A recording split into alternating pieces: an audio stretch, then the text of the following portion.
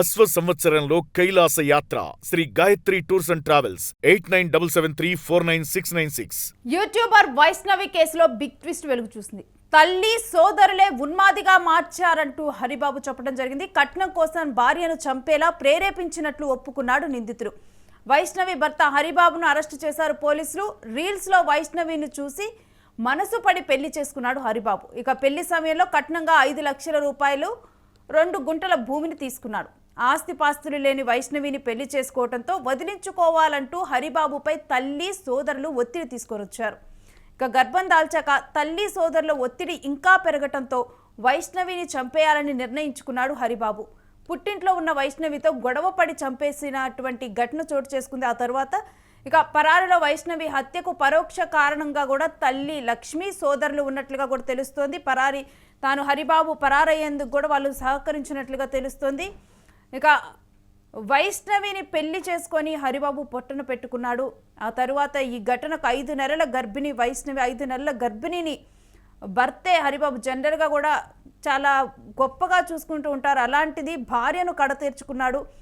తన తల్లి తన సోదరుడు వీళ్ళిద్దరూ కూడా తన భార్యను చంపేందుకు వాళ్ళే రెచ్చగొట్టారంటూ కూడా ఇక్కడ హరిబాబు చెప్పడం గమనార్హం.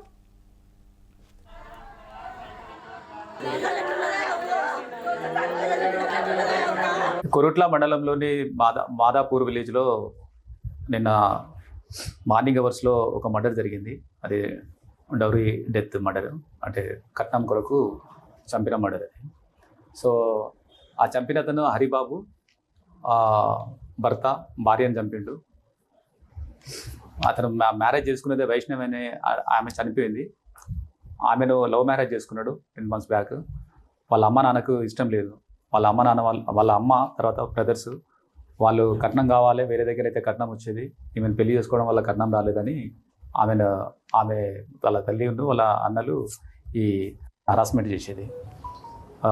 ఈ వైష్ణవి చనిపోయిన అమ్మాయిని, అదేవిధంగా భార్యని, తర్వాత అత్తమ్మని. అందులో భాగంగా వాళ్ళు ఒక 5 లక్షల రూపాయలతో 2 గుంటల భూమి కూడా కట్నం కావాలనే దాంట్లో గొడవ పడేది.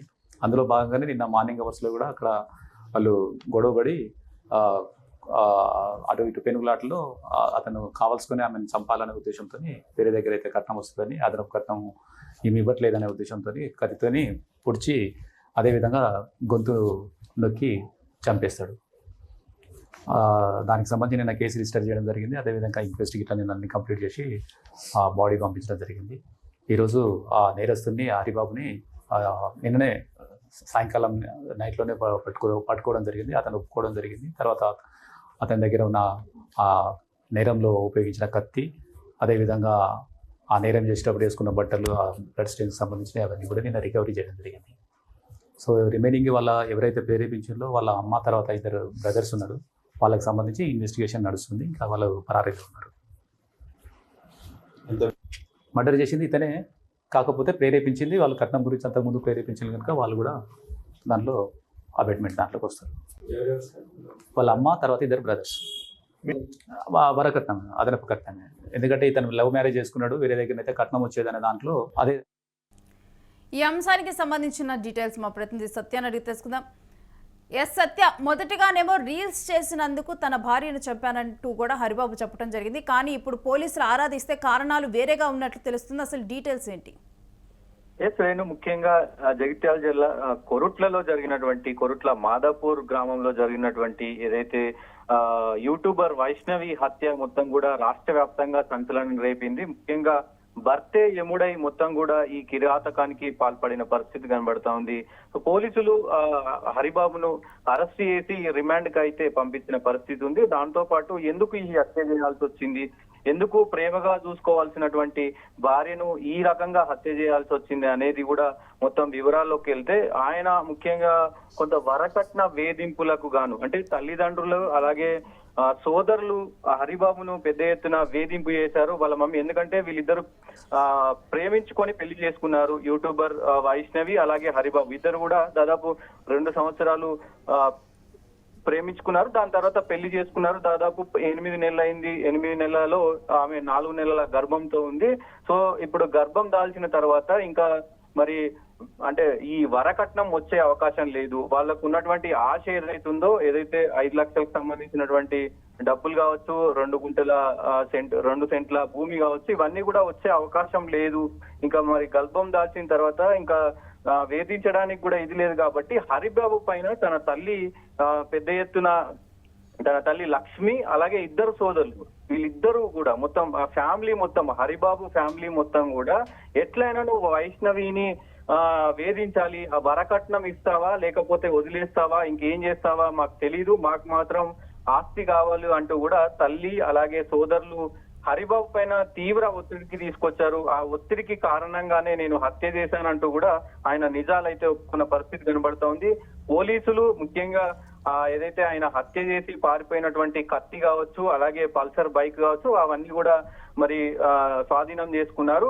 ఇంకా వీళ్ళిద్దరు ఎవరైతే వాళ్ళ తల్లి కావచ్చు, ఇద్దరు సోదరులు కావచ్చు, ప్రస్తుతానికైతే వాళ్ళు ఇంకా మరి పరారిలో ఉన్నారు. వాళ్ళ కోసం పోలీసులు 3 బృందాలుగా పోలీసులు ఏర్పడి వాళ్ళ కోసం మరి వెతుకుతున్నారు. అదే మెట్పల్లికి సంబంధించినటువంటి డిఎస్పీ రాములు కూడా దీన్ని వెల్లడించిన పరిస్థితి ఉంది. మొత్తం మీద ఈ కేసు అంతా కూడా ఒక చర్చనీయాంశంగా మారింది. ముఖ్యంగా మంచిగా చూసుకోవాల్సినటువంటి ఫ్యామిలీయే, అలాగే ఇప్పుడు ఒక తల్లి ఒక కొడుకుని నిందితుడిని చేసింది, దాంతో పాటు ఆమె కూడా నిందితురాలుగా అయిపోయిన పరిస్థితి కనపడుతుంది. దాంతో పాటు హరిబాబే కాకుండా మరి ఇంకో 2 కుమారులను కూడా నిందితులను చేసింది. దీంట్లో మొత్తం కీలక పాత్ర తల్లిది ఉంది. తల్లి మంచి మార్గంలో పోతే ఇటు కొడుకులు కావచ్చు, కూతుర్లు కావచ్చు ఎంత బాగుంటారు అనేది ఫ్యామిలీలు కొన్ని చూసాం. కానీ చెడు మార్గంలో పోతే ఎట్లా ఉంటది అనే దానికి ఉదాహరణ ఈ తల్లి అని చెప్పుకోవచ్చు. Renu. Yes Satya, thanks for the update. ఇక ఈ కట్నం పిచ్చి మాత్రం ఇంకా కూడా జనాల్ని పట్టి వేధిస్తుందని చూడాలా. ఇప్పటికే కూడా కోట్ల కట్నం తీసుకున్న తర్వాత కూడా భార్యను కడ తీర్చినటువంటి ఘటనలు, అత్తమామల నుంచి వేధింపులకు గురైనటువంటి ఘటనలు చూస్తున్నాం. ఈ డబ్బు దాహం ఎంతకని తీరుతుంది? ఎంత డబ్బున్నా కానీ సరిపోతుంది అనిపిస్తుందా?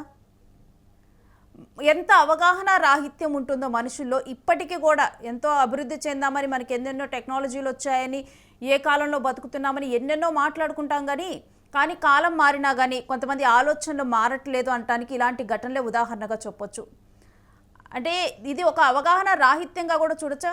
ఎందుకంటే తన కొడుకు హంతకుడిగా మారిన తర్వాత తన తల్లి రెండో పెళ్లి ఎలా చేయగలుగుతుంది?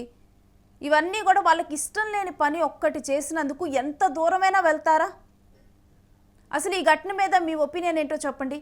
కొంతమందిని కనుక మనం చూస్తే నచ్చి చేసినా నచ్చకుండా పెళ్లి చేసుకున్నా కానీ ఆ తర్వాత వన్స్ కోడలు ప్రెగ్నెంట్ అయిన తర్వాత కానీ, కూతురు ప్రెగ్నెంట్ అయిన తర్వాత కానీ వాళ్ళందరూ కలిసి ఉన్నటువంటి ఘటనలు మనం చూస్తాం. కానీ ఇప్పుడు చూస్తే కనుక రివర్స్లో ఒక తల్లి తన కొడుకులో ఉన్నటువంటి హంతకుడిని నిద్ర రేపి హంతకుడిని చేసింది ఇప్పుడు.